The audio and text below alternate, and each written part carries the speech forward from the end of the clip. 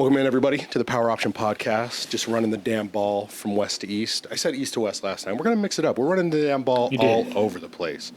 Been a little while since we were in the lab here. Had a birthday, had some time away, but we're back. Watched a lot of college football in between. Garrett, how are you? Oh, man, good. It's going to be a good week coming up. Things are really already interesting. The possibility of who's the best 4 teams in the country have totally shifted since we last talked. For sure. And so that's pretty interesting. So yeah, super excited. Yeah, it's already been a nice start to the season. I think when you have a season like this where a lot of teams got shooken up last year, whether it was guys going to the NFL or coach changes, that kind of stuff. Arch Manning was the talk of the town. Everybody's thinking a lot of things were going to happen, and so we've already seen some real changes, since week 1, so it's going to be interesting. But in that vein, not with changes necessarily, but just sort of all the people talking and sort of this new age of college football we're in, there was a lady, of course I cannot remember her name now, but she is... Her name is Haley Sawyer. Haley Sawyer. She is a AP voter, and she did an interview. Yeah, Right? It was an interview, yeah, where I only saw the clip of her talking about it. She works for the Southern California News Group. Ah, okay. She works for the U.S. She covers USC. Yes, so she had an interview where she talked about a little bit about how she thinks about the voting and what's going on. And it sort of revealed to a lot of people that were probably already in the know about this anyways, that some of the AP voters don't take it incredibly serious, where they're putting their vote, how they're sort of coming into the conclusion about who should be the best in the nation, who should be these top 25. I don't really care so much about her and what's going on. It kind of, that doesn't matter a ton to me, but it kind of brings up the conversation of how much does the AP matter. I saw a bunch of people grumbling all over the internet saying, oh, this was, the AP never mattered, it's trash, it's so ridiculous. From my perspective, we're living in a world now, and for the last couple of years, where we don't have to really think about the AP. Yes, it's there, but it's more of a barometer, as a temperature gauge on trying to figure out, what the teams are doing, what are kind of the best teams. But it's not how we're choosing our champion anymore. The BCS is long gone and dead. So I don't know how much of a big deal it is. I can understand why people are upset about it, for sure. But the fact that the AP is just the AP, I think it can kind of just live as its own sort of thing. I don't really know why so many people are up in arms about the nature of this thing. I mean, I get it, but I just don't understand the gripe about it. We don't have to worry about it so much. Yeah, I mean, I saw some of the conversation about it is just that it sets perception, and that perception matters, which is true. Like, obviously, the perception that you get from the rankings can't help but carry over. So I get that. But on the other hand, and like we were talking about before we started, like, obviously the CFP voters are going to look at, they're going to know what the AP voters and the coaching poll voters think. Yeah. They're going to know what they think too. But here's why this situation is not that huge of a deal. There's a website called collegepolltracker.com. If you guys haven't looked at it, I highly recommend it because it tells you what every single AP voter picked. And also you can look at by team. You can see who's their high vote and who's their low vote, who put them where. So obviously Florida at 1-1, Haley Sawyer put them 14, and she didn't put South Florida in. She probably screwed up, and she just doesn't want to own it, right? Or she just thinks it's silly, whatever. Right. But other examples, BYU, who was unranked, they were 27th in the other receiving votes there. Tom Murphy had them at 10th on his ballot. Arizona State, Keith Farmer had them at 16. Greg Madia had Georgia Tech at 11. Oh, interesting. Sam McCowan had USC at 12. Whoa. So I just point out that, like, the nice thing is there's a lot of voters, right? Like, Sam McCowan also had Auburn as the number 8 team in the country, right? There's this guy called Koki Riley I looked at his ballot, and his ballot's all weird. It's like got 6 SEC teams in the top 7 or something. So they're going to be weird. There's somebody that has Alabama 11th, right? Right. 2 people have South Florida 10th. Wow. Jeez. So it's just like, it's fine. You know what I mean? Right. And that's it's yes. fine. Yes. It's not like, I understand being upset about it, but Totally. you got to be upset about all of it. If you're going to be upset, Sam McCohen, he has Utah at 7. Whoa. It is. Whoa. Right? Yeah. And it's not that Utah may not be the 7th best team in the country. They might be. And obviously that also illuminates the other problem, that some of these folks vote by what the actual results on the field. Some of them vote by what they preseason did and they made adjustments. Some of them vote by if they played today. So, you don't want people that aren't paying any attention, right? That devalues the whole thing. You want people that are actually going to treat it with some kind of reverence, but it doesn't matter.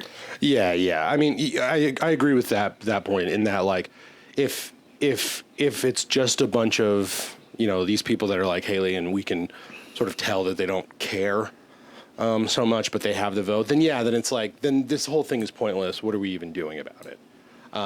Right. And that's obviously not good. But yeah, Right. I mean, to the point about what some of those voters, like how they're breaking it down, it's like, this is a, maybe not a perfectly democratic system, but it's voting to help us decide, and the collection of that vote is what we get in the end. And in the 25 years I've been paying attention to the AP, I don't know, 20 years, whatever it's been, most of the time I'm pretty okay with the AP in general. Like from 1 to 25. Obviously there's it's fine. quibbles. Yeah, for sure. But most of the time it's like there's not a ton of crazy stuff. So it's nice. Yeah. I just, like I said, it's not something that I'm like burning bridges down, like some people were like, oh, we always knew it was bullshit. Now we know it's bullshit. It's like, okay, but like, we don't need to worry about it. We'll get, a lot of teams now can choose their own fate. So it's like, if you're winning Big 12 schools, maybe Utah is number 7 and they win the Big 12 and we know it. And they get in smooth and have a great time in the 12-team playoff. So anyways, I just wanted to touch on that a little bit. Just say, like, we're in a beautiful era of college football. We're in one of the best. We don't have to deal with the BCS trying to shake things around where the AP was the only thing that mattered, or the computers were the only thing that mattered. And now we don't have to deal with that. We get to see the play on the field. So that's great. And that's the type of energy I want to be thinking about it with, is that it's all positive. I need a temperature gauge. That's what the AP is, until we get who the people that are going to be in the 12 team are going to be, which, that's great. It's like one of the best times in college football. Yeah, here's the other thing that I want to mention, because it came up when you and I and Tyler were talking. After you get to about 8, it really doesn't matter. Like, is South Carolina the 11th best team in the country? No, absolutely. Oklahoma could probably beat them. Iowa State could probably beat them. Clemson for sure. Like, we're going to talk about these teams when we do the top 25, so we're going to talk about it, so I don't want to go through them all here. But my point is, you get into this jumble after, it's hard to tell with 35 teams that you could put on a top 25 that all didn't play each other, or maybe played one and played a really good team or whatever. And that makes it even harder to care too much. It just doesn't, like what does it matter right now what Florida is? Florida's goal's in front of them, and if they don't reach it, it doesn't matter whether she puts them at 1. If they lose 3 more times, then she could have them number 1 all year, and they're not going anywhere. So whatever. Totally. Yeah. All right. Well, since we're talking about the top 25, let's go through it now, and we will see where we want to put them in our tier list. Remember, folks, our tier list is teams that we really expect to be competing at the national championship level, semifinals, finals, that type of thing. We have teams that we expect to be in the playoff or really fighting for one of the last playoff spots. We have the playoff outside looking in, which is teams that, they might sneak a playoff spot. We're not expecting it. We're expecting them to hover in the 16 to 25 range, maybe. But they're not overrated, which is the next one, which is just teams that we just think are going to fall off. And even if we don't think that they may still be a playoff team or a playoff outside looking in team, but they're so overrated. That's the most important thing about them. And then we'll talk about update a couple of teams that we think are still in the driver's seat for the G5 playoff spot. I mean, there's only really one team I think that's worth that conversation right now, two maybe. So we'll talk about that when we get to them then. But let's talk about the returning into the top 25 team, the most deserving top 25 team, maybe of all time, the Missouri Tigers. Maybe of all time. What are your thoughts on the Mizzou boys? Look, I think I'm going to put them in the playoff outside looking in. They'll probably be just gamey enough to, be right outside of the conversation, where it's just like, oh, if you just won X game, you just won this game, you'd make it. So that's what I think about them. It's hard to respect them until they go over the hump.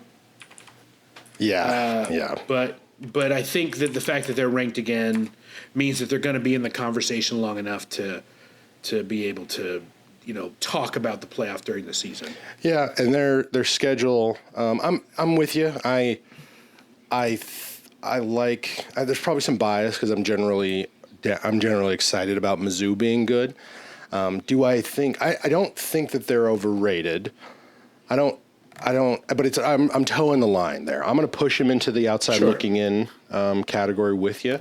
Obviously, yeah, you're right. We don't know enough, but I think that they definitely could. They're have a tough SEC schedule, but they got to deal with Alabama, Auburn, Oklahoma, South Carolina. All of those are potential wins if Mizzou is good, and if they do that, then they're really good.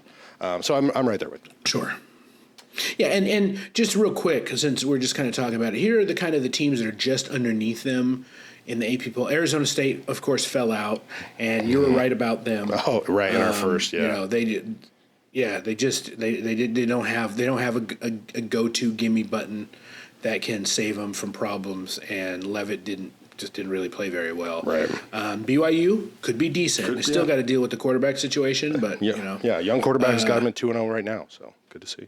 Yeah, Georgia Tech, always going to be gamey and tough and, for sure. and head buddy and whatever, Yeah, especially in USC 2-0.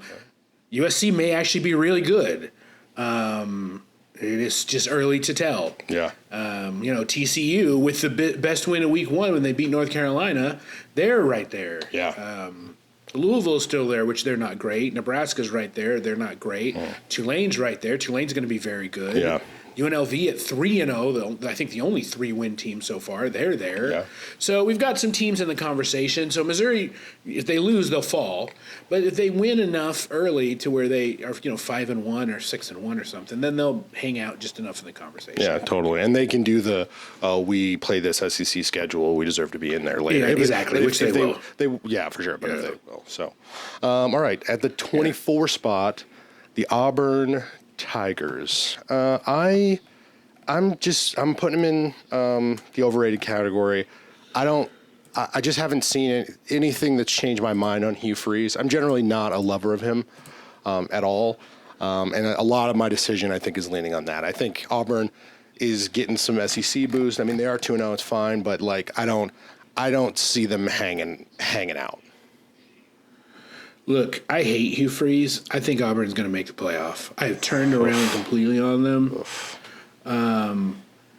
I think that they could survive losing they could survive losing 1 of 3 against Alabama and Texas A&M and Georgia at home.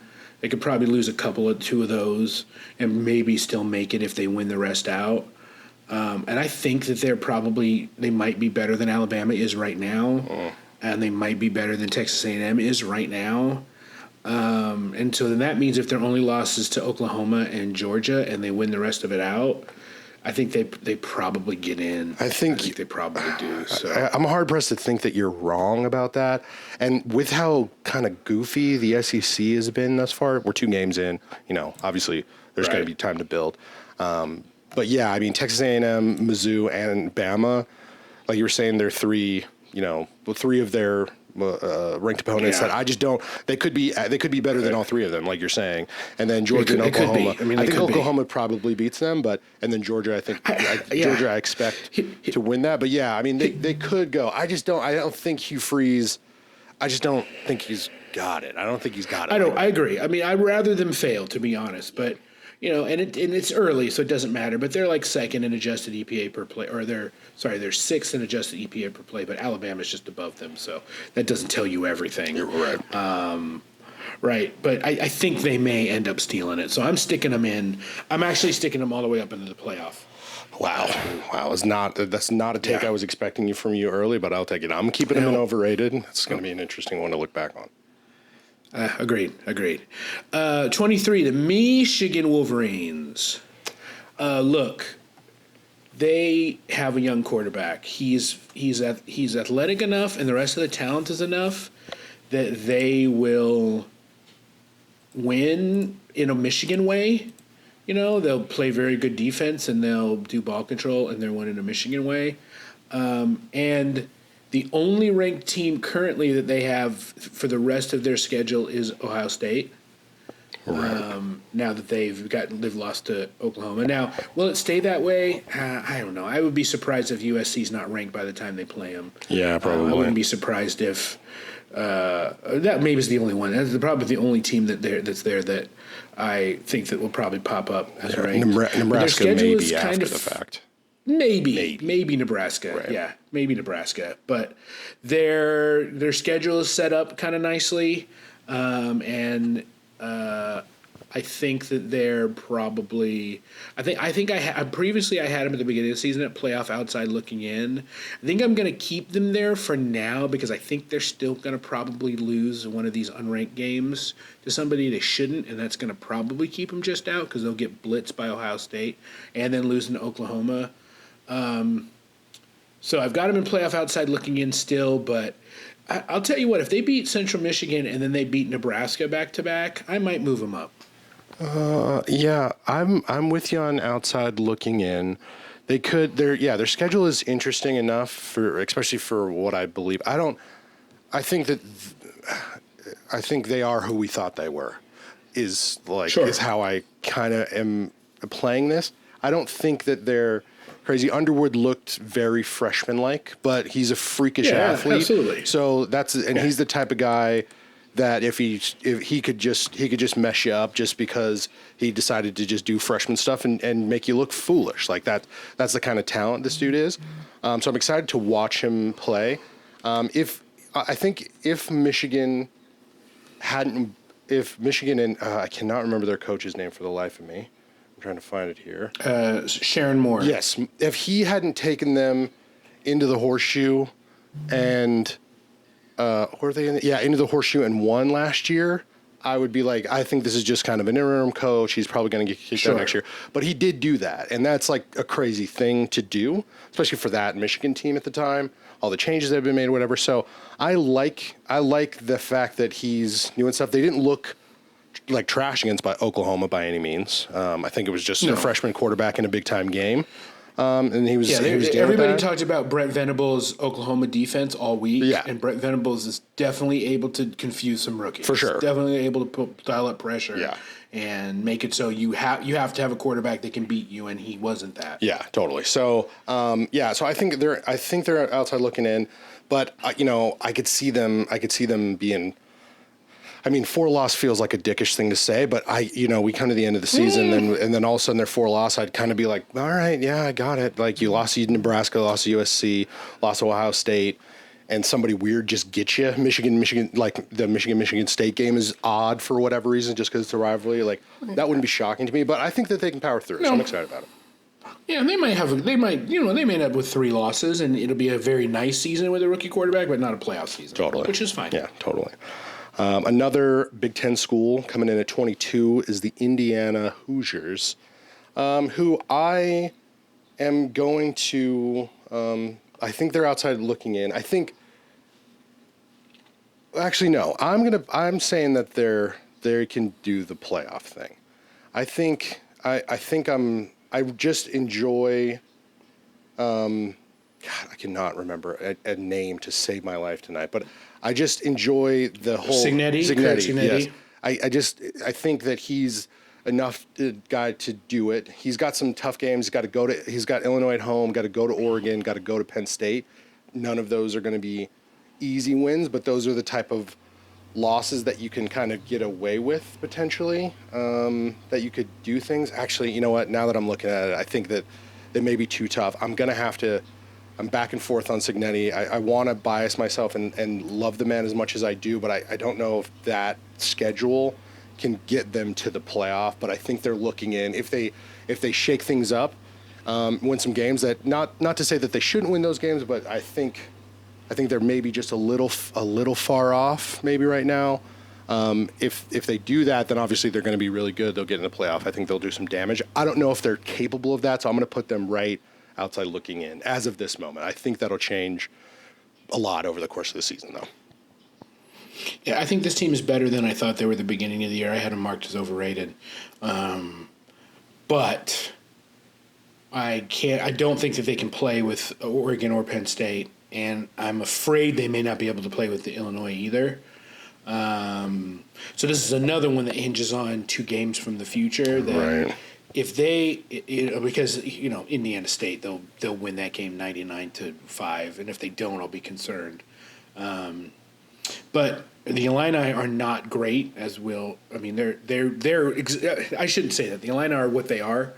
And so that's going to be the proof is in the pudding. If he gets them ramped up and ready to go by that game, and they can win, well, then I'll believe. I'll believe that they could split. They could steal the game at Oregon or at Penn State and win all the rest of them. But right now, I just feel like they have 3, maybe 4 losses in them, which makes me sad. And I hope I'm wrong. I mean, I'm with you, but I agree with you. I think that they're probably not quite that good. And they lost their quarterback, right? Their new quarterback, yeah. So I mean, it's a tall order from Signetti. I want to believe in the man, so I hope that this is the case. But I'll keep him. My last time I had him in outside looking in, I'm going to keep him there for this tier list. So we've got going on. A team I don't yet have an opinion on is Texas Tech Red Raiders. I don't have an opinion on them. I just really don't have anything. They just absolutely crushed bad teams. I mean, they just absolutely blew out UAPB. They crushed Kent State. They're going to blow the bricks off of Oregon State. Then they play Utah. And again, when you get to the 19th and 20th, when you get to that game 4, that's where I'll know which one of those 2 teams are serious, which obviously we'll be talking about Utah next because they're 20, so we can just kind of talk about both of them now. That Utah game is going to be the show-me game. I think Utah is good. Like, looking between the 2, even though I have no reason to gauge either of them by their competition, I feel like the Utah quality is sustainable right now. And even though, like, Texas Tech has just been blowing. They've been absolutely killing people. It's just so hard. It's so hard to tell because they played nobody, and they're supposed to be good. So I don't know. Yeah, I'm you're I have him overrated. By the way, I'm going to put him in overrated for now. Yeah, still. yeah, no, and the sort of the feelings that you had as you were saying that, the body language that I'm visualizing as you were making those words come out of your face is similar to how I feel. I just don't know. I don't know enough, and I just don't. Like I said when we had done the original one, they were in my first one. They were overrated, and I'm keeping them there and overrated because of what you were saying. Don't know a lot. The Utah game is going to be a very telling game, obviously. But yeah, I don't know if just throw money at it. I don't know if it works yet, and I still feel this is the exact same as when I made that statement when we did this a couple of weeks ago. So yeah, I'm keeping them. I'm keeping them overrated, for sure. It's funny. I had them in playoff outside looking in, and quite frankly, I guess I shouldn't move them. They haven't done anything different. Nothing is different. I haven't learned anything that makes me think they're worse. I just look at their schedule and just think, I got to see it. So I guess I'm going to keep them playoff outside looking in because maybe they do just score 48 points every week, and that's how they get to the Big 12 championship game and slide into the playoff. So I guess I can see it, but I think that they lose at Utah, and I think they lose at Arizona State or Kansas State or somebody. Yeah, yeah. I mean, going into Rice Eccles is going to be, it's not going to be easy. Yeah. Like morning game, Yeah, speaking big time of. game. Yeah, that's who we got up next. Number 20, Utah Utes. So I would have, if like last weekend didn't happen and like Arizona State hadn't looked weird and not good, I probably, and Utah even just getting into the ranking as far as they did, I probably would have put them overrated. However, I do think that with this schedule, they can get things done. Even if they lose to Texas Tech, but it's like close, like that game basically hurts neither of them. I mean, it does in regards to the Big 12 at the end, but that thing could kind of shake out for sure. And so if they want to go be like an at-large or something to get into the playoff, I think Utah could do that with the rest of the schedule. I mean, nobody, K-State could be interesting by the end of the year when they catch them. I don't know. Baylor, I don't foresee them, being good, but Baylor could. They have to go to Baylor. Utah has to go to Baylor. So I don't think that those games feel like winnable games for Utah.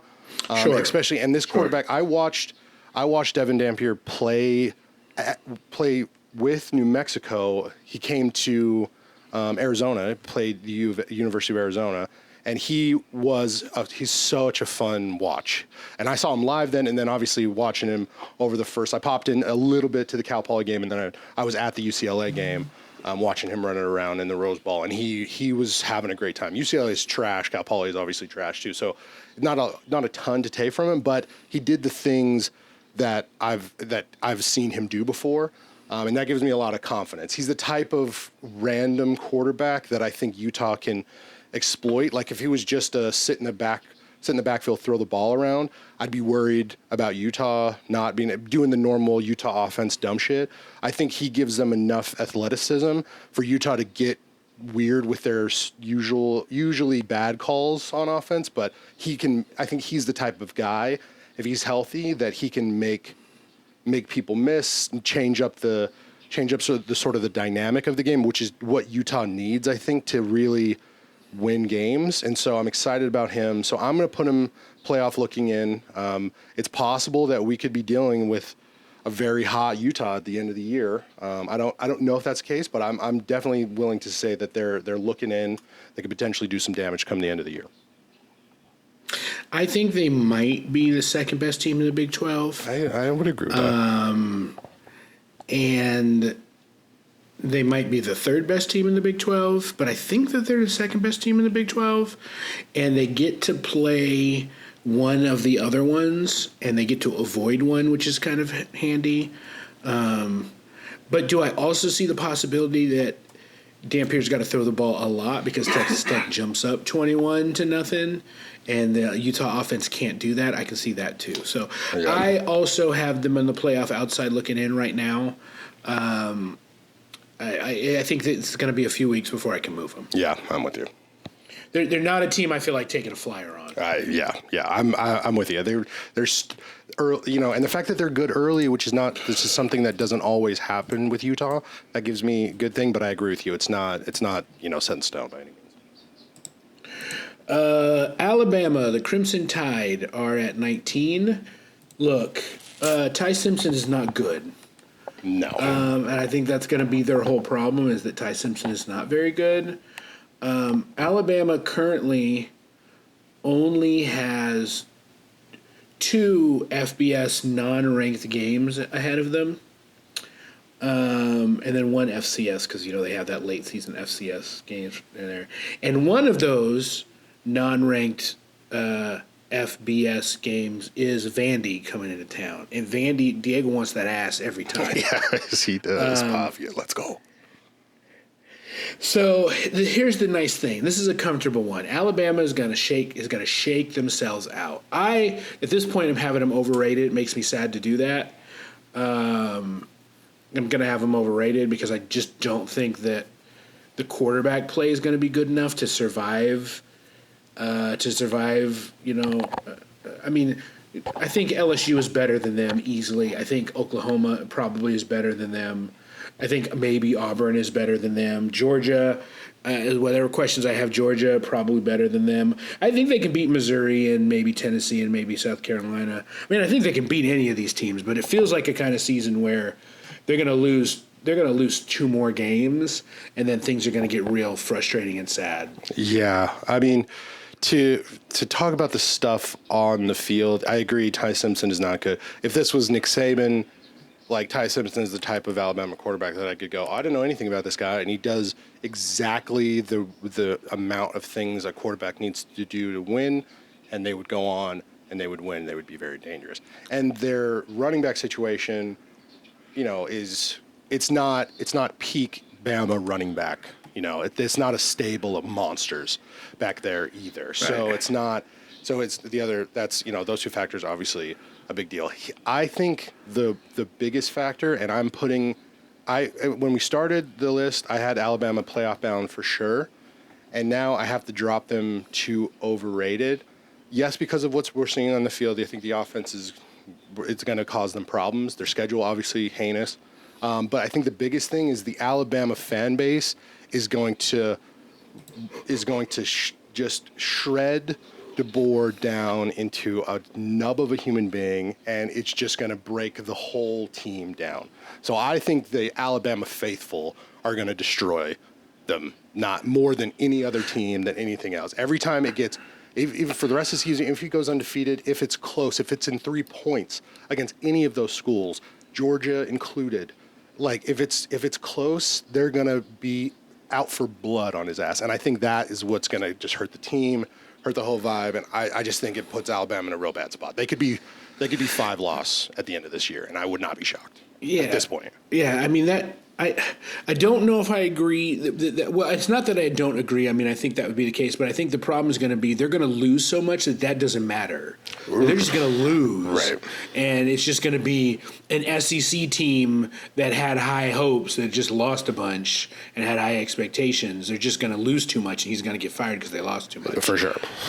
But yeah, I've also moved him from playoff to overrated Yep. as well for now. Yeah. All right. So next on the board, South Florida, the Bulls at 18. If Tyler was on, our buddy Tyler, if he's a big Florida guy. He follows along with USF. He really likes him. If he was on here, he would say, "Watch out for these boys." And the more he says it, the more I believe it. Watching them is fun to do. I think if they're not, I can't imagine there's anybody better than them in the American. I assume they cruise on through the American based on what I've seen thus far. They cruise on through the American, win it, and I think that puts them playoff bound. I mean, I'm hard pressed to think that they don't make it in at this point. I think that they've shown that they can. Their schedule is not horrifying, and now that they're ranked, as long as they can just get through horrifying, it's not even close to horrifying. It's perfectly reasonable. They've been ranked. They have to deal with Miami, but a 5-ranked Miami. If you lose to a 5-ranked Miami at the 3rd game of the season, how much is that really going to deter you? They maybe drop to 23 or something.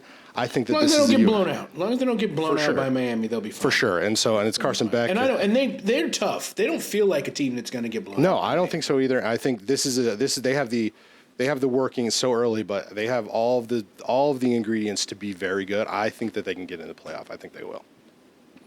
Yeah, I mean, I think that they are probably currently the best G5 team. I agree. They're super tough. They played Florida very tough. They beat the absolute brakes off of Boise. They beat Boise so bad, Boise can't be in the conversation for the playoff. No matter what they do, Yeah. they can win out at this point, Right. and it doesn't matter. They're done. Yeah, for sure. I guess unless they just win by 40 every game, then Yeah. I guess they're back in the conversation. But other than that, look, traveling to Memphis isn't going to be fun. Traveling to Navy isn't going to be fun. They avoid Tulane in the regular season, which means they'll have to play them. Very likely they play them in the conference championship game, and that will be a challenge. Even though I think they're better than Tulane right now, but yeah, everything you said is true. Right now I got to put them in a playoff spot. I just take them and put them in Boise's spot that I had. Yeah. As the playoff as the top G5 because I think that's what they are. Yep, I agree.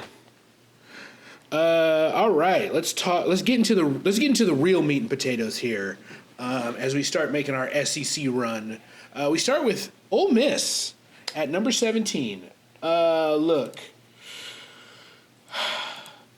Ole Miss is going to be around, and if you tell me that they beat LSU at home and you tell me that they lose by a field goal at Georgia and they win out and they sneak into the playoff or they just miss the playoff, I could live with both of those. But they could just as easily lose to Mississippi State at the end of the season in the Egg Bowl and lose to Oklahoma and then just be complaining, being like, oh, we should be in even though we played, Kentucky kind of tight.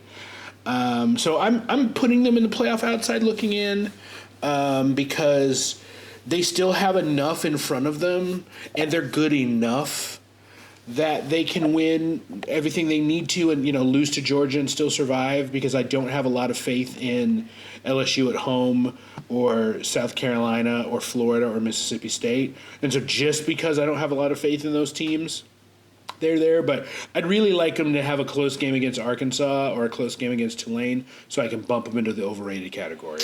Yeah, I mean, look, if for any new listeners out there, I fucking hate Lane Kiffin so much. Yeah. And so that always... I didn't even set that up for you. I let you have that one without that. any setup. I appreciate that. And so, look, I'm always going to be biased on Ole Miss. Here's the thing. I think they were overrated when we started this. I'm keeping them overrated. To the points that you made, I think I don't know if LSU. I think LSU will get there, but I don't know if LSU can just win that game. It's going to be definitive. I think they probably lose to Georgia. Then Oklahoma and South Carolina are kind of up for grabs, but there could be a situation where they lose all 4 of those games, and then I don't have to worry about his bitch ass, which I would love. Also, the other thing is to sort of unbiased it. Even though I talk a lot of trash on Kiffin, I do watch Ole Miss football. And this, Austin Simmons, he's fine. He's not Jackson Dart, is the thing. And not to say that Jackson Dart was like this crazy, transcendent talent or something, but he was consistent. He was the type of quarterback that you want to have if you're going to game. I think in a similar, they're not quite having to fill a hole as big as Arizona State or Boise State are with, losing those running backs. But I do think this, it's going to take Simmons some real time to get settled. I wasn't amazed by him. Again, biased, obviously, but even just watching the game against Kentucky, because I wanted Kentucky to beat them so bad did I want that. And Kentucky was good, and I think Kentucky is pretty good. Is dangerous for the SEC. I didn't see a ton of things out of Ole Miss that made me go, okay, this is great. So I'm still keeping him overrated. I think he's just going to complain at the end of the year. He's going to be like, well, look at what we did. How are you going to not put us in there? Like, we should be over all these other people, blah, blah, blah. So I'm keeping him overrated until I get a definitive, but I haven't seen something from them that makes me think that they're going to do anything but bitch about not getting in. Yeah. I mean, they're in my overrated, and I'm fine for them to stay there, I guess. I mean, I just don't. I mean, here's the thing: these next 2 teams that are coming up, I have no strong opinion on either. So it's going to be about the same for all of them. Yeah. And the next team, I'm 100% with you. Next team at 16 is the Texas A&M Aggies, who I don't know what's going on. I love the coaching staff. I like, I talked about this. I'll probably continue to talk about this all year. I love that, how they did the hiring and they sort of are looking for the sort of long-term future, I think, of Texas A&M. But they're still kind of in this camp to me of kind of throwing money at it kind of thing. It's not as bad as Texas Tech, but they are. I think that they're the better version of Texas Tech with the money, and they have kind of like some established things going on. So I'm going to put them outside looking in. They're the rest of their season. So they have Notre Dame this weekend, and then they have Auburn, then they have Mizzou and South Carolina at the end of the year, and then they end the year with playing against Texas. So and they have LSU as well. So look, we'll know quickly if Texas A&M is good. But even as I'm looking at this, they may actually have to I think I got to actually knock them down to overrated, because I don't think that I think that out of Notre Dame, Auburn, LSU, Mizzou, South Carolina, Texas, all of their ranked opponents, I think that they can win like one of those games at this point. I don't know enough about them, honestly, but with that schedule and with as little as I know about them, they didn't make Utah State look like total chumps or UTSA, so they're not blowing people out. I mean, they won by both games by 20, but it wasn't like crazy definitive by any means. So actually, I said all that to start. I was thinking that they were the better version of Texas Tech, but I'm putting them as overrated. I'm going to change my mind. I think that they're not going to be able to get through the stuff that they need to. Yeah, I don't really disagree. The only disagreement is I don't think I have them as overrated. I think that they're probably just fine rated. They're worse than the teams that are ranked higher than them and better than the rest of the teams. And that they're above in general. They'll be kind of fine. They'll lose 3 games or 4 games, and maybe they'll end in 25th, maybe because they'll snuck up on Texas or something at the end of the year. They're fine. I don't think they're going to make the playoffs, so I'm putting them in the outside looking in only because I think that's about right. That's the only reason why I didn't put them in overrated. Yeah, so. No, I think that's solid. That's the back and forth there for sure. Now, that's different than I feel about Tennessee, even though, again, I don't really have any reason to feel this way about Tennessee. Tennessee is perfectly fine. Their offense has been a little bit more efficient because they're not trying to throw the ball into space as much, but I don't know that they've been particularly good. Like Syracuse, I mean, they did like Texas A&M. They looked just like Texas A&M did. They played Syracuse fairly handily, even though in the first half I remember watching that game, they were kind of hanging around, and then they blew out a bad team. But now they've got Georgia, so we'll find out super quick. Yeah, totally. If they're any good. I probably actually should put them on the playoff outside looking in because their schedule is just like, hey, let's just say they beat Georgia at home. That might be. I mean, that's the toughest test they're going to face going away, except for maybe Oklahoma. If they beat Georgia and then they lose to Oklahoma and that's it, well, then they're making the playoff, right? They beat Alabama, they beat Florida, and they could beat all those teams. So, I'm going to have them on the playoff outside looking in for now. Obviously, pending the Georgia game. I don't think they're going to beat Georgia, even though they're at home. If I did feel that, I'd slide them into the playoff now because I think that win just about does it. Yeah. But I'm not going to do that because I just don't have any strong opinions on them yet. Yeah, I also I don't have a ton of strong opinions. Obviously, having to deal with the change from Nico to Joey Aguilar, which is I don't think it's like incredibly significant, but just new guy starting is always going to be a bit of a change. But yeah, their schedule as far as the SEC goes is pretty light. So yeah, I mean this is all well within the possibility. So yeah, I don't think they're right there on that sort of line, but it's hard for me with this schedule to not put them in the outside looking in. I think that they probably lose to Georgia and Alabama or Georgia and Oklahoma, like some version of the, like they're probably 2 and 1 loss or 2 losses and 1 win out of those 3 ranked opponents. So I don't think that I think that that's going to be enough to not get them in just because of how the rest of the SEC is going to go down and the rest of the rankings and stuff. But I don't think that they're far away. I think they're right there. They could show me something like you're saying, and then all of a sudden things change pretty significantly for them. But I think they're fine on the outside looking in. Sure. All right, next up, the Iowa State Cyclones. They played the... I always say the Cyhawk, but you've been calling it El Assico, which is just the best thing ever. My boss lives very close to about 30 minutes out of Des Moines, and she doesn't care about football at all, but I was laughing about it with her too. So, and she's like, yeah, it's a crazy thing out here. So, it was fun to watch. Ferentz in Iowa looked very Iowa-like, and so they kind of kept it. I'd only bring that up to say that Rocco Becht,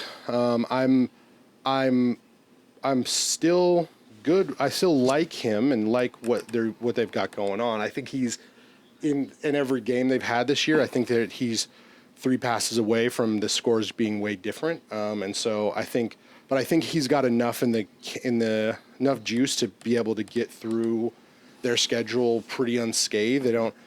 they don't really have anybody to deal with. TCU, could be something.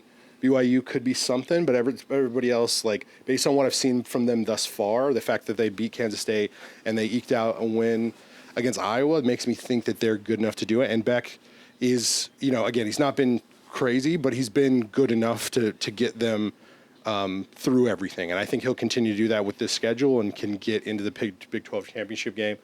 Whoever they play in the Big 12 championship game, they have to do with Utah or Texas Tech, and Texas Tech is actually good by that time, or TCU at the end of the year is actually good. That's something. But I think if I ignore what the other teams may do and just look at what Iowa State could do, I think Iowa State goes through. I'm saying that they are playoff bound at this point. Yeah, I think Iowa State's probably shown themselves to be the toughest team in the country so far with what they did, going to Ireland and beating Kansas State, and a big blowout of South Dakota, where Kansas State didn't look very good when they came back, and then playing very Iowa against Iowa. They're the most Iowa team in Iowa, and I don't. You mentioned their schedule. Maybe they lose a shootout to Kansas State. Maybe they, lose to Arizona State, maybe. But I think they're probably good as or better than everybody on the rest of their schedule. Even if their offense doesn't look great, they will win a 16-13 game. They'll probably win 2 more 16-13. They'll probably win 3 more one-score games. Yeah, totally. And be just fine. So, yeah, great. Thumbs up to Iowa State. I really like what they've shown this year, and I've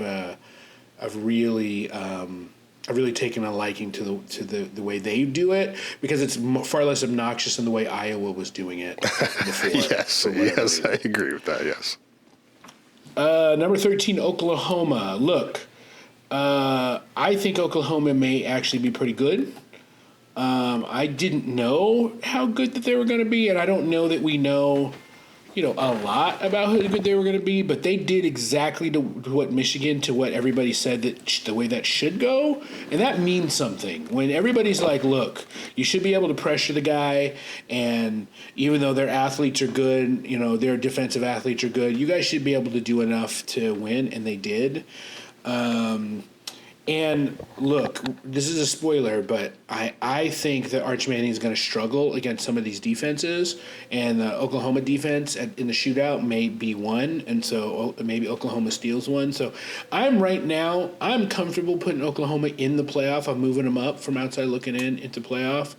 Their defense is very good, and I think that they can just grind out against just about everybody that they've got. The schedule's not going to be easy, but I think they're as good as everybody. 100% agree with everything you're saying. I think they have grindability and to be able to just do enough to beat all of these schools at this point.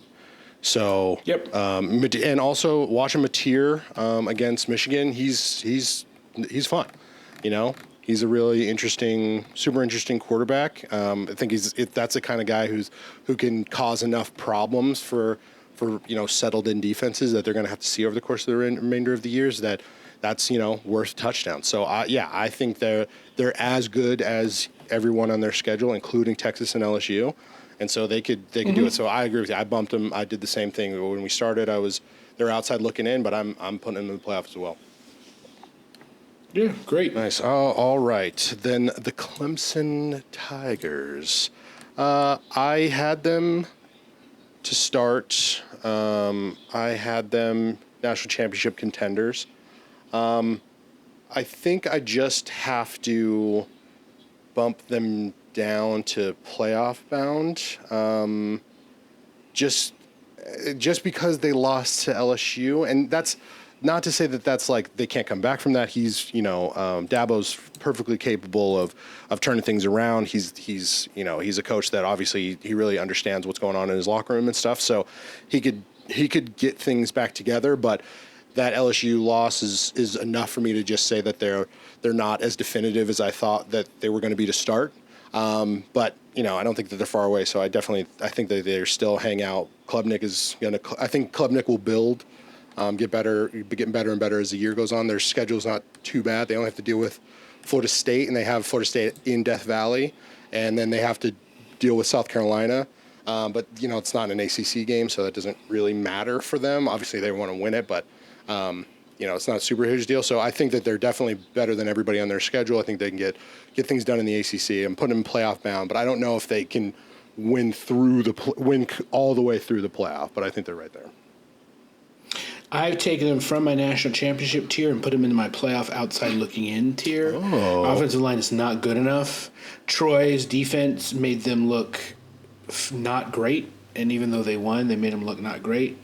I think that they probably lose to somebody they absolutely shouldn't lose to, and they lose to Florida State. Like they lose to Louisville on the road, and they lose to Florida State, and they lose to South Carolina or something like that. I don't know that I'm going to say they don't make it to the ACC championship game. And I guess if they do, they maybe rematch Florida State because SMU has fallen so far off that we didn't even talk about them because they fell off the top 25. So SMU ain't it. But quietly, they got to worry about traveling to Georgia Tech here in 3 days. That's true. Right? And I don't know that they win that game. Yes. So I'm not going to say they're overrated because I think losing to LSU and winning a close game against Troy isn't that's what 110 teams in the country would do. Yeah, you know what I mean? Totally. Like that's not an overrated thing, but I just think that they're not quite. I don't think that they've got the strength on their schedule, and I think the best teams that they're going to play, they're going to lose to. So yeah, goodbye Clemson. All right, interesting. I also feel exactly the same about South Carolina. I think that they also have a lot of talent, and they get kind of the SEC bump. SEC, we rank them high enough bump. Mm-hmm. Yeah. But I don't know that offensively that they're good enough, and I think it's going to get them a couple of times. Yeah, I think the same thing. I want Sellers to be good. I really like him, and I want him to be good. But yeah, I just don't. I think South Carolina is just going to South Carolina it up. Like exactly. They're just going to do things that I go, yep, for sure. Like you got your asses kicked by Oklahoma, cool. Oh, you kept it close against LSU for some reason, okay. Oh, and then Alabama just smokes you. Oh, okay, fine. Just all of those things would be, whether it's the opposite of what I just said or exactly what I just said, both those things. I don't know. I don't want to put them as overrated. They're touching overrated with me, but they're not quite there. I'm going to put them outside looking in, but I think I'm going to be fully in the overrated camp quickly. Yeah, I'm not ready to move them out of there. I feel comfortable keeping them in overrated. Yeah, well, no, I think it's fine. I'll keep mine up, but I think you're solid. Now for the Florida State Seminoles, when we did our first list, I had Florida State. Let's see, I guess they weren't even ranked at the time.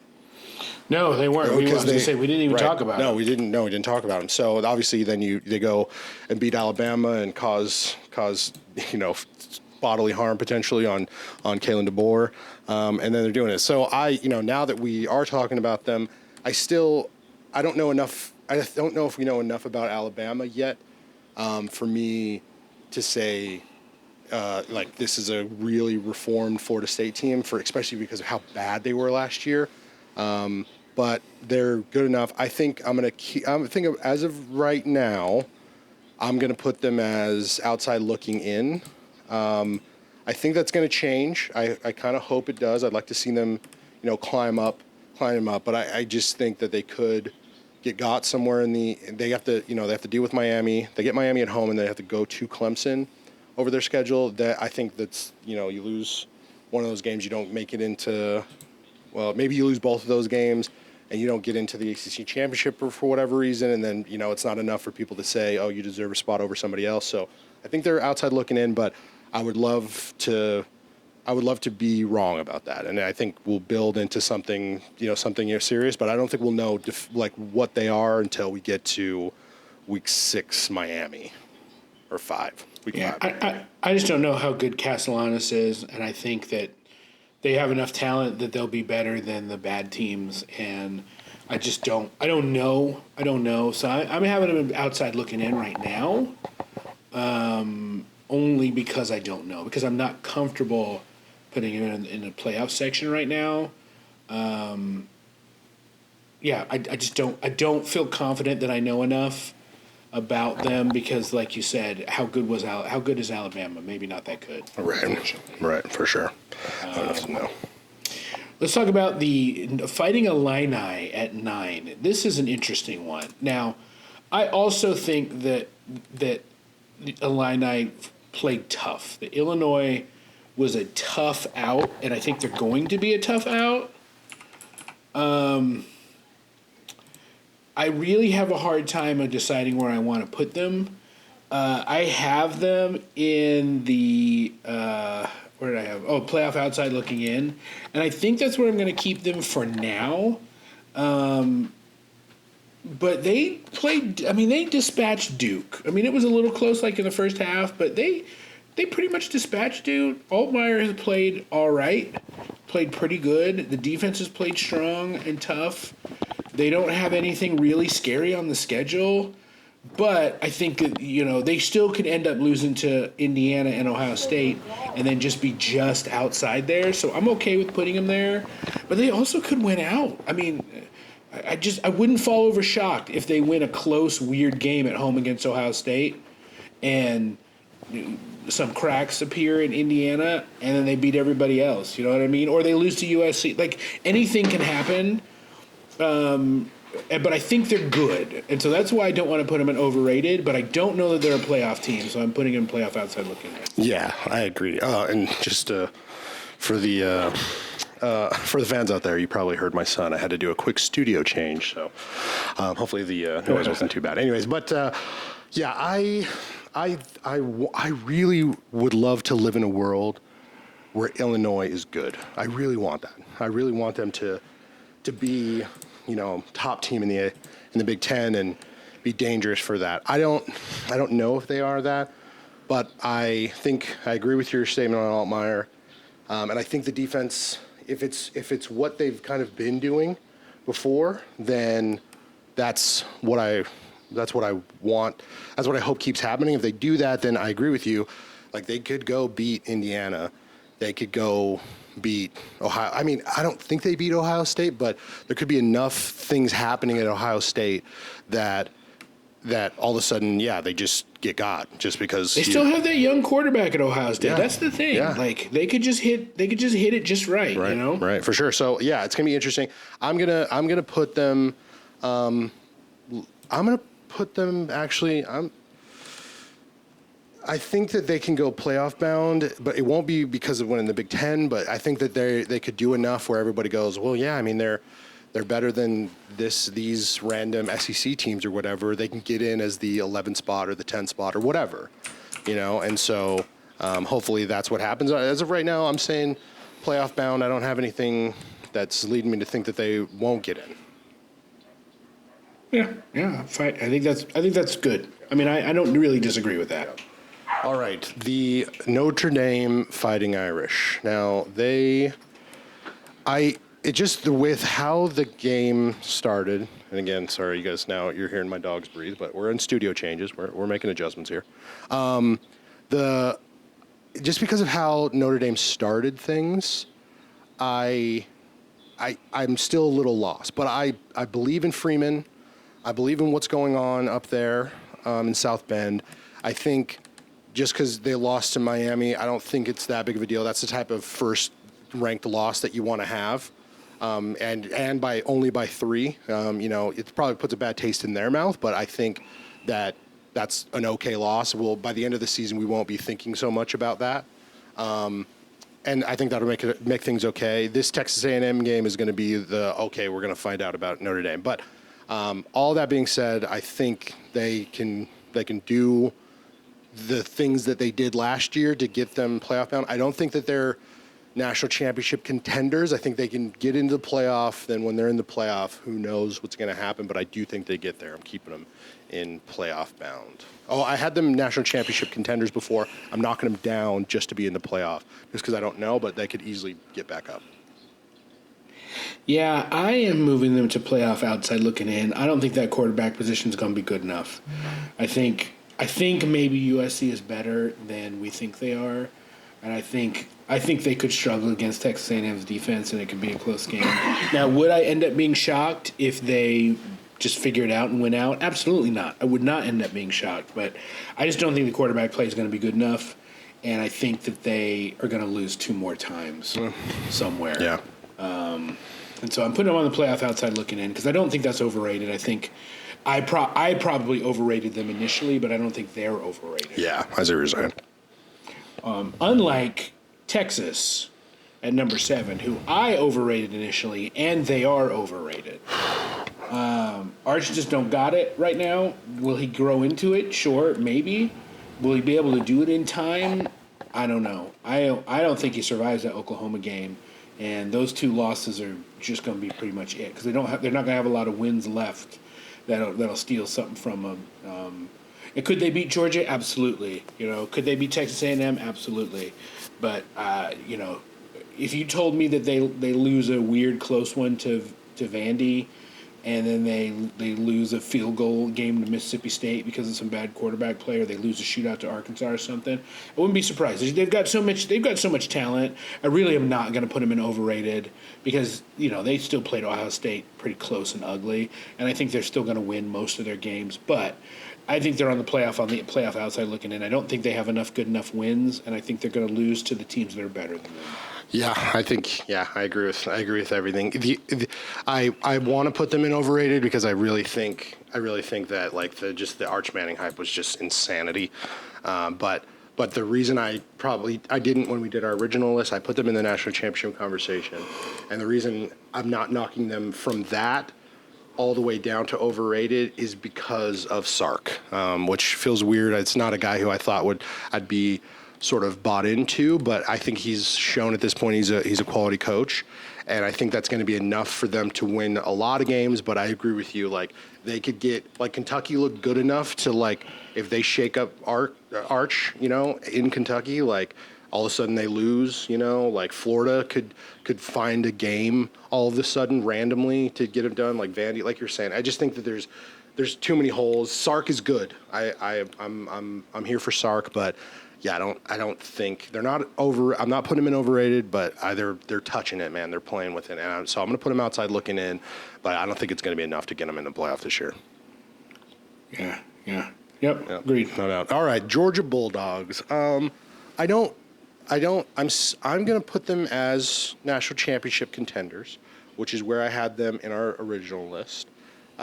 Just because I think Kirby Smart is the greatest current coach of college football, and whatever he's got brewing is going to be enough for them to get everything they need to get done in the SEC, win the SEC championship, and then get themselves in the playoff, and then be very dangerous, a fully built team. Obviously, the quarterback situation is interesting, but I think I said the first time, Stetson Bennett existed and won a national championship. So, if Kirby Smart could do that, what else can he do? So, I'm fully locked in on Georgia still being very dangerous. Their schedule from an SEC standpoint is not horrible. They're better. I think they're better than everybody who they have left to play.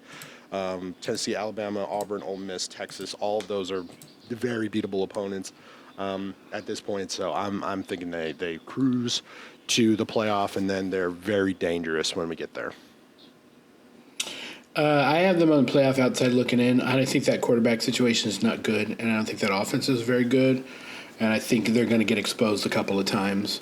And they'll still probably hover around the playoff conversation, especially just from the level they started.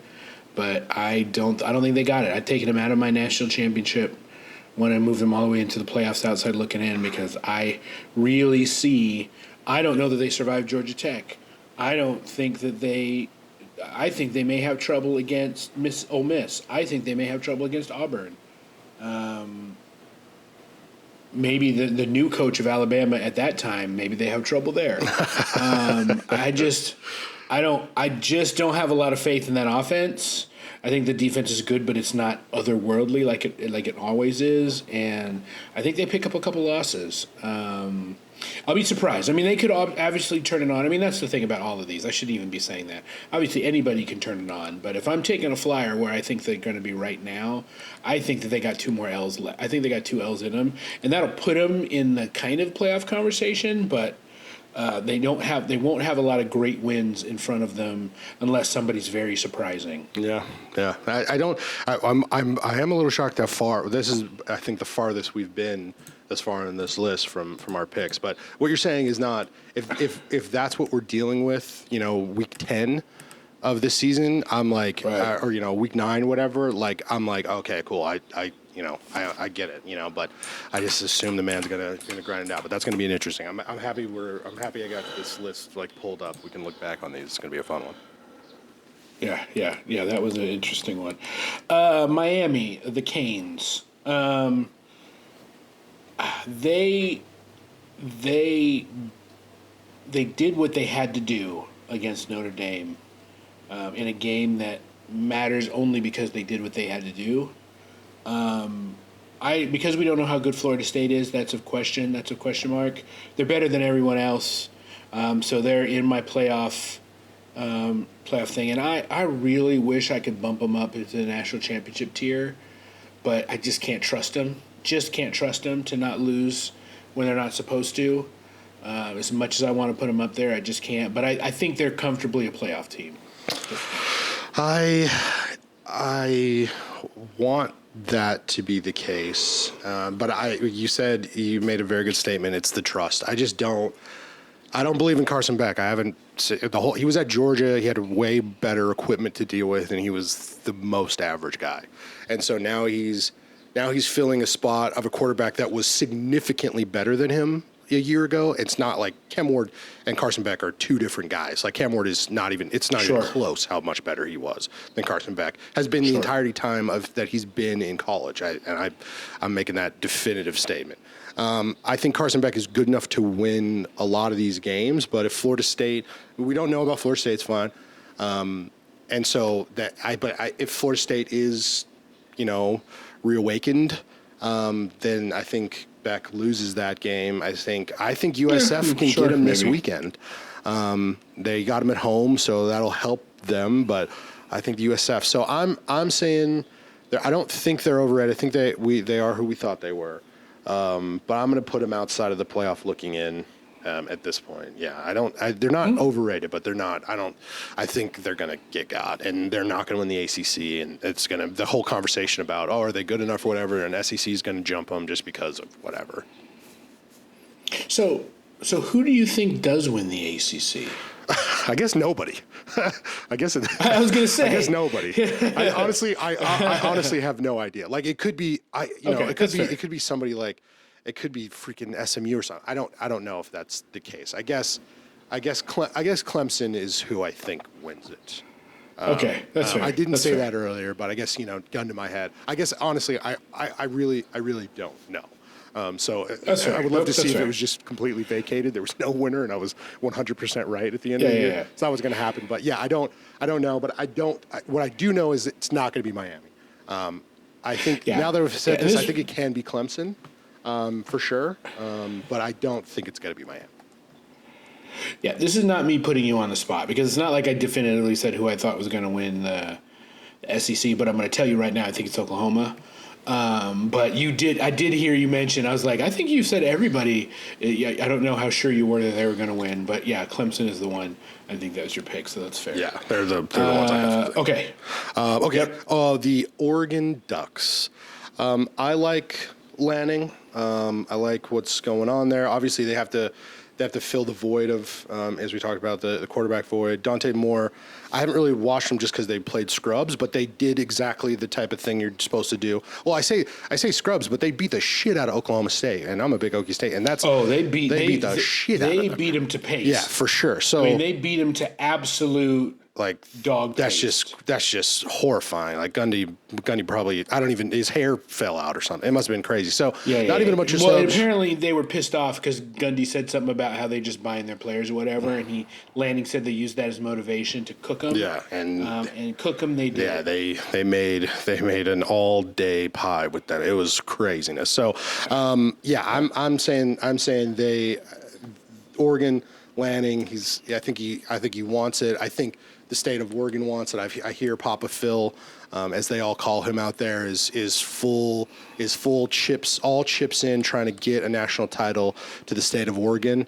trying to do everything he can to help those teams out, and he's doing it. I really think Lanning is a smart, really high quality coach. I put him right. It's him, Ryan Day, Kirby Smart, that are like my, sort of at top echelon coaches. And so I think that Oregon not only goes to the playoff, I think that they're very dangerous come playoff time. I'm putting them in the national Here's the championship. deal. Against Oregon State, they had .46, almost a half a point of play, which is in the 98th percentile. Their success rate is 52%. 52% of their plays had positive EPA, which is in the 92nd percentile.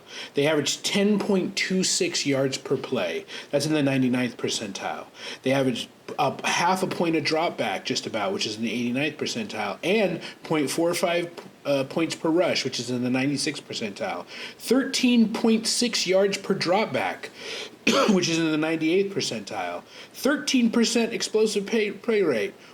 Almost 15% of their plays were explosive, which is in the 92nd one. Their third down success rate, 70%, which is in the 96th percentile. Their red zone success rate, 60% in the 83rd percentile. I'm saying all that to say, I think they've been kind of doing this a little quietly, and which kind of makes me laugh. And I think that they're the best team in the Big Ten. Mm-hmm. Yep. I think that they're going to go undefeated. I think that they are going to be in the semifinal. I'm moving them up to my national championship tier. I think I might think they're the best team in the country again. I'm real close, but it's a little early. But I'm real close to thinking they're the best team in the country again. And they've really impressed me. They really impressed me with the way that they smoked Oklahoma State. Yeah, it was tough, man. It was tough. Yeah. LSU. Look, it's also almost a trust thing with me with LSU, but I think that they are definitely a playoff team. I think that they're probably a Elite Eight level team. They're also kind of a prove it team to me, and so I don't want to fall over about it. I can absolutely see them losing. We've kind of talked about a lot of the teams they have to play already on their schedule, but their schedule has quality teams that they can find a way to lose to. I don't think that stops them from being in the playoffs, so I'm keeping them in my playoff tier. You tell me that they lose 2 games and one of them is excruciating, I wouldn't be surprised. Yeah, that's exactly how I feel. Like, I can't put them... Okay, like, I think that they are overrated, but not in the sense of, like, they're not going to make the playoff or something. I just think everybody in a similar area to Texas, and they're better than Texas, but a similar area, it was like all of a sudden people were just excited about Nussmeier I don't know why. They're just excited about Brian Kelly for also, like, I don't know why. I'm not that either of those two are not, good. Like, Brian Kelly is a good coach. I think Nussmeier is a good quarterback. Good enough quarterback. But I don't know what happened, and I'm pretty sure I said this the last time. I'm probably going to say this every week until they're either unranked or something, if that even happens. It's like everybody all of a sudden was just like, oh, LSU is the real deal. And I just don't know what we've seen from Brian Kelly during his time at LSU that leads people to think that he's going to be able to get things done. So I think just because they started as 3 and they can get through this schedule. They're they're as good as Ole Miss. They're better than South Carolina. They're as good as A&M. They're as good as Alabama. They're probably, I think Oklahoma could probably get them at the end of the year, but it's possible they win all of those games, and then whatever, I'll have to eat my shoe or whatever it is. But I just don't. Brian Kelly's not proven it to me, so I can't put them in good conscience. I can't put them in overrated because it just doesn't make sense. But I do think they're playoff bound because the SEC bias, whatever happened this year, that the bias that they're getting and people being so hyped on them is happening. Like, for why all that happened, I don't know. But because of that, I think that they're playoff bound. But it's not, I don't believe it. I think I just kind of have to. I'm like, between a rock and a hard place here. Look, the Clemson win is a good win. The Clemson win was a good win. That's a solid win. One of those kickoff classic wins. They didn't look great against Louisiana Tech, but whatever. Yeah, I mean, 23-7 or whatever. They avoid Georgia. They avoid Texas, which I also kind of it puts me in there. Whatever I feel about Texas, Georgia and Texas are certainly the best of the remaining teams in the SEC, and they avoid those two. Yeah. And so even if they're third behind those two, just because they avoid those two means they probably play in the conference championship game. So yeah, I got to put them in, but I think Oklahoma's better than them right now. Yeah, I'm with you. If they played this weekend, I think Oklahoma wins it. I agree. Sure. All right, number 2. This is kind of a very similar space. Penn State, the Nittany Lions. It's okay. Again, I can't, in good conscience, put them overrated, but like, he's not. Penn State over the last 5 years, whatever. They've had notes of being very good, and then when the time came for them to actually be very good, they weren't. And so Franklin, I don't believe in him. He started at number 2. His schedule's not tough necessarily. If he loses to Oregon, kind of doesn't matter. If he loses to Ohio State, kind of doesn't matter. But I think he probably beats Indiana. I think he beats the rest of the teams on their schedule. They have that ability. I think Drew Aller is a really good quarterback. Maybe the best quarterback. I don't know if he's the best, but he's going to be a very good quarterback come the end of the season. But there's nothing that has led me to believe that Franklin can get this team past the monsters that he's going to have to get to. So I want to put him in overrated, similar to LSU, but I just obviously I can't do that. But I think based on the hype that they got to start the year and all that kind of stuff, I have to put them playoff bound because the losses that they'll have enough wins to be relevant, and the losses will be to the most dangerous teams in their conference. And so it's like they'll get in because of that, but I don't care, and I don't think they make it through their first playoff game. I just don't think Franklin's got it in them. I don't think they make the playoff if they lose to Oregon and Ohio State both. I don't think they make it. I hope that's the I don't case. know that. I don't know that Indiana win unless Indiana's also beaten one. If Indiana's beaten one of those two teams because they play one of them, maybe. But I don't think an Indiana win at home by itself and losing to Oregon and losing to Ohio State, I don't know that this is going to cut it because there's no other meat on this bone. They got nobody else. Yeah. Except for Indiana, and if by the end of the season Indiana is ranked more than 22nd, then that could matter. But again, it's just because of who they're playing. But yeah. But here's the thing: even all that said, I think they're probably better than Ohio State, quite frankly. And so I think they're going to win that game, and so that's why I've got them in the playoff conversation. Mm-hmm. Because I like Ohio State; they've got athletes everywhere, but they did not look good against Texas. I agree. They did enough to get by. I agree.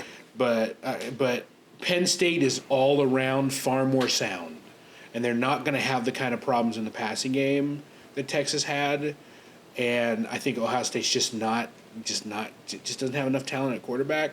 So I think you win that game, and you win out, and you lose to Oregon, then fine. You play them twice. You play them then, and you play them in the conference championship game and lose to them twice, and still make the playoff. Then I think that's exactly what's going to happen. I think they beat everybody else but Oregon. They lose to Oregon twice. They make the playoff. We move on. Yeah, I mean, I'm with you there for the playoff side of it, but I think my version, they lose to Oregon, they lose to Ohio State, and that puts them 5th in the rankings maybe just because they're at 2 now. No. I understand what you're saying, but I think they just got enough push or whatever at this point that they're, and again, people love them for some reason. I don't understand. It's not that I don't understand. I think that they're a good team. I think it's a very good team. Franklin has never done it. He's never done it. It's never happened before. And so I just don't think he's got it in him.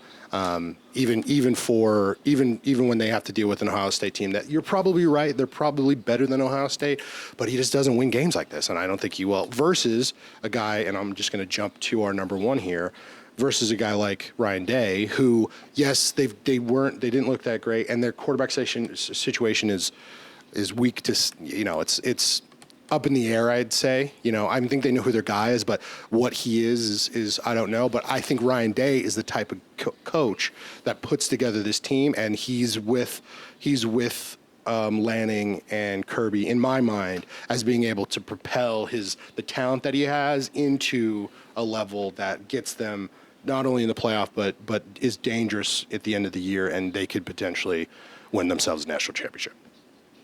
Not only do I not have him in my playoff, I've moved him down to playoff on the outside looking in because I think that they lose to Illinois and they lose to Penn State and they lose to Michigan. That's my big statement of the podcast. Takes. Is I think that they lose 3 games. Yeah.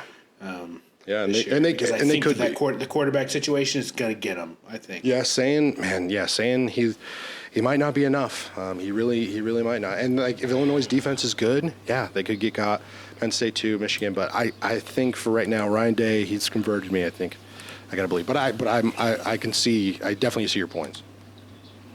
Yeah. Okay. I mean, I think that just by going over the top 25, we for the most part talked about any of the games that have happened that matter. Yeah, totally. We've pretty much covered all that stuff. So we'll just skip out on the previous week's mention. The only thing that probably I want to mention is that UAB didn't look the worst team ever against Navy, but they still lost. I'm just on the ticker for Dilfer, the fire ticker. I'm just waiting. And when they fire him, once they fire him, I will drive down to Birmingham and go to a game. I'll go to a game at UAB at Birmingham when they fire him. Yeah. So that's what I'm waiting for. So Dilfer, I forgot. That's the note here. I forgot. That's so funny. All right, let's talk about the week 3 that's coming up in front of us. Starting Thursday with NC State at Wake Forest, where NC State is a 7-point favorite. It's not a mentionable game except for the fact that it's the Thursday game. Oh yeah. And it'll be. I think it's going to be. That's a good Thursday game. I think it'll be fun. I'm excited. I think that's a good Thursday game. A 2-0 Wake Forest and a 2-0 NC State meeting each other. I think that's fun. That's fun ACC times. I'm here for it. That's a great Thursday game. Yeah, there's 2 really interesting games on Friday. Colorado at Houston, where Houston's a 4.5-point favorite, and Kansas State at Arizona. Kansas State's a 1.5-point favorite, and that Kansas State-Arizona game could really change the fates of a couple teams. Either Kansas State wins it and they get on good footing and they feel comfortable that they're back on track, or boy, you lose to Arizona and all of a sudden the honeymoon is over at Kansas State. It's really tough. And there's from the Arizona fans, I've said this before, the Arizona fan in general, Arizona State, Arizona, Northern Arizona, wherever you are, even up to the pros, the Arizona fan is not they're an incredibly passionate fan. They've got the A sticker in their house, on their car. They have a shirt. They're proud of their school. They're proud of their situation. But them as fans, they show up when they want to and they leave when they want to. Sure. It's not ride or die. That being said, I think the coach down there in Arizona, in the place that I live, I don't know what I'm talking about here, he is converting me slowly to sort of the build here. I think that over the next 5 years, Arizona's going to turn into a Big 12 winning team or something? Probably not, but he's going to get the time that he deserves to be able to make this what it needs to be, or what it can potentially. And I think he's going to kind of have free reign to do what he wants to do. So I'm excited about that in general, and that makes me think that they potentially could get Kansas State. I think Kansas State's a better team, but if I really wish I could go see the game. I don't think it's going to be able to work out without just torturing my children.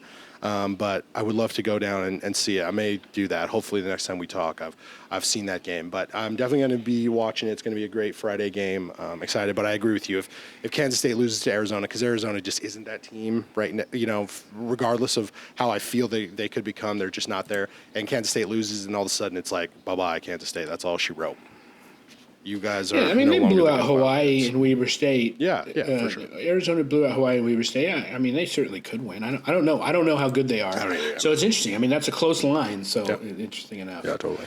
The early Saturday kickoff kind of game early. Clemson's only a 3-point favorite on the road at Georgia Tech, and this is kind of where it gets serious. Like that, that's no joke. Georgia Tech is tough. They'll punch them in the face. They're probably a better version of Troy. I agree. So you better be ready. You better be ready to go. Yeah, look, on that one. Yeah, Rambling Wreck are gonna. They're coming out for blood. They want that Florida State like they had last year. They want to knock some dudes out. I would love to see that happen. Even though Clemson is apparently the only team who I think can win the ACC, even though I don't think anybody can. Sure. I would love to see that go away, and I say, all right, Clemson, bye bye, and Georgia Tech becomes ranked, and that would be great. That would be very fun. It would be a great way to start Saturday. Yeah, agreed. Also, at the same time, kickoff Memphis at Troy, where Memphis is a 3.5-point favorite. Really good early season conference test. Yes. That's going to be a really tough game in Troy. I think the rain's not supposed to go, so the weather should be a little warm but good. So that's a really good early morning star game to look out for. Yeah, great flip 2 game. Huge flip 2 game. If you just need something to go to, that's going to be a great one to go to. I'm excited about that. I'm excited to see because Troy looks good. I'm excited about Troy. Yeah, Troy's got me excited. And I like to see Memphis. I don't know if their offense is good enough, which I think is sometimes the problem at Troy, but the defense is as sound as it could be. Yeah, totally. Georgia at Tennessee in the 2:30 Central period. Georgia is a 3.5-point favorite. We've kind of talked about this one there, but obviously a really good gauge setter in the SEC. Yeah, totally. I think I do. Like I said before, I believe in Kirby Smart. I think Georgia is going to be really good, but this is a great test. Like if it's tight, I think my ideas about Georgia are going to have to change a bit. I think if they are who I think they are, then I think that they win this game by 2 touchdowns more. Vegas line is only +3 or -3.5 to Georgia, but I think if Georgia keeps if it's that close, I think I will. Put the caution tape out for Georgia, but I don't think they get this done, and I think that's a good cover. That's a good line to get. I think I might bet that. Yeah, I would expect that you would think that whoever wins is gonna win. I think it's gonna be fun. By bigger than that, I'd guess. Yeah. But I just want to touch real quick back on to one of the early games. Wisconsin goes to Alabama. The only reason this game doesn't matter at all, but I think it's a tale of two coaches here. Like, if Wisconsin beats Alabama, I think Fickell gets a little bit more time before they want to kick his ass out. And I think if DeBoer covers, does everything, and Alabama just blows out Wisconsin, which I expect them to do, then he also kind of gets a little bit more time. Like, people are a little less upset if they go out and just do what Vegas thinks that they're going to do and win this game by 21 points.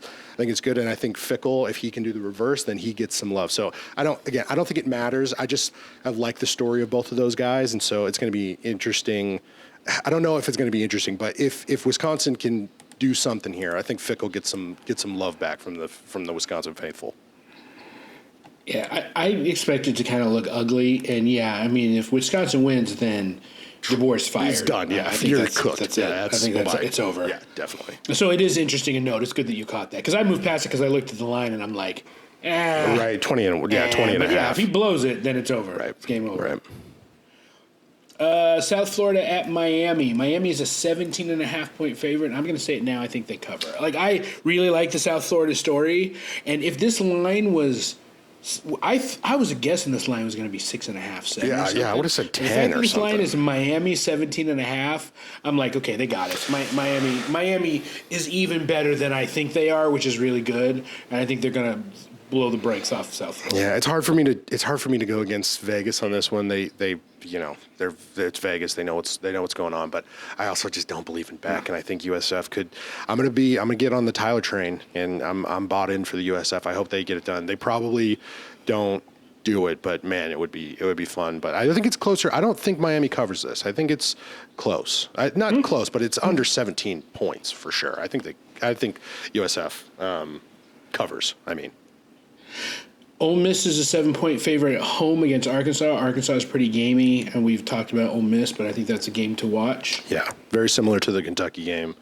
I think Arkansas could do something. Yeah, I think they're gamey. Well, I think Ole Miss probably gets it done, but I think it'll be a good test to see what Arkansas does. Because if Arkansas, shows up, like they're going to be dangerous to a lot of people in the SEC. They're going to make people real uncomfortable. In the two-night ranked versus unranked games in the SEC, Florida at LSU, where LSU is a 7.5-point favorite, and Vandy at South Carolina, where South Carolina is a 4-point favorite. And I mean, I think what you think of is true about LSU, then this game it's close, but I don't think Florida is great. Yeah, but that line is tight. So somebody must have some faith in Florida. Yeah, because you'd think this line would be like the South Florida Miami line is what I would think if LSU is what they're supposed to be and Florida was what they are. Yeah. This line makes me think that. Yeah, I don't know what's going on with the LSU. So I think Florida is not good. I think they're the most Florida team. Like since since Tebow and Urban, I think that's what I said before too. Like since they left, they've just been the most. Oh, I said this actually to you in our text messages. But Florida is hard. Florida-ing hard. I assume LSU gets it done just because Florida is worse than that. But that would be a hilarious thing for me to see Brian Kelly do, and then I can just go, yeah, what, duh, like Brian Kelly's Brian Kellying it. So they both could just kill themselves. So we'll see what happens. And then Vandy, I'd like to. I also just don't have a ton of faith in South Carolina either, and so I'd love to see Pavia get his.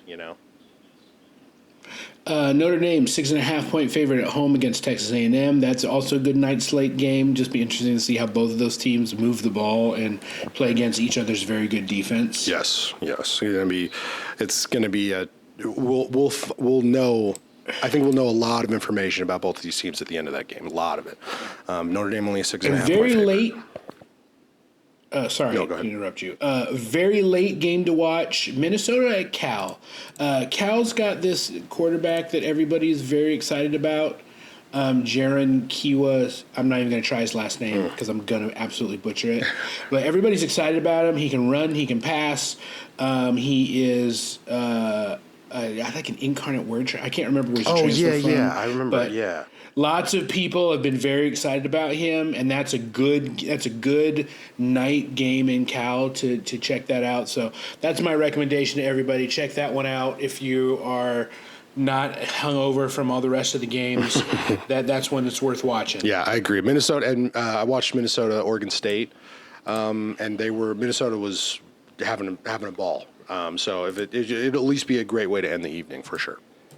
Yeah, I agree. I think that's a really interesting night game that I think a lot of people have their eyes on. So, but that's it for us. We got week 3 coming. I'm super excited. It's going to really flesh out the tier list. And so everybody knows, obviously early season when there's not a lot of games, we put a little bit of extra time in the tier list. I think as we get farther, the tier list will speed up a bit because we're just going to have direct results to talk about. Yeah. And then we'll kind of rotate to the game. So, but I think it went great. So. Yeah, no, it's going to be good. I'm excited about the tier list. It's a really cool aspect. I'm sorry that we can keep it going. But yeah, I agree. It's going to, we'll more things will be fleshed out. We'll have a lot more knowns by the time, exactly. for sure. So anyways, but thanks for listening, everybody. See you guys next time. Yep.